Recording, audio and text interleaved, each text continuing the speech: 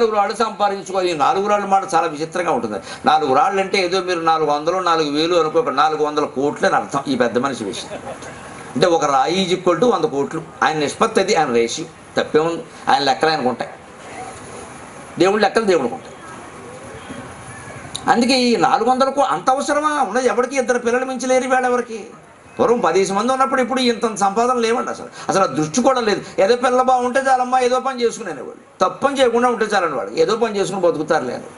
ఇప్పుడు అలా కదా, అందరి పిల్లలు 2 అంటే ఖచ్చితంగా ఒక డాక్టర్, ఒకడు ఇంజనీర్ అవ్వాలి, ఒకడు అమెరికాలో, ఒకడు ఆస్ట్రేలియాలో ఉండాలి. మనం పోయినా సరే వాడు రావద్దు, అంతే లెక్క. అక్కడే ఉండాలి.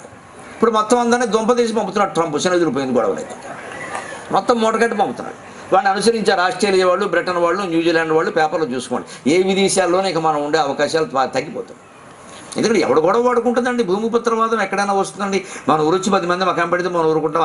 నిండైన రాష్ట్రం విచ్ఛేదమైంది.